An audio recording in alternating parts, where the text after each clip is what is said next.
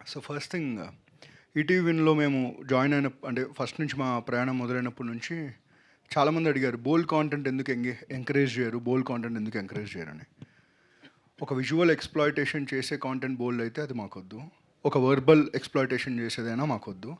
But ఒక powerful concept చెప్పేది బోల్డ్ అయితే, ఒక కాంటెంట్ ఎక్స్‌ప్లోరేషన్ చేయడం బోల్డ్ అయితే ఖచ్చితంగా దాన్ని ఎంకరేజ్ చేస్తాం. దానికి ఎగ్జాంపులే యూఫోరియా.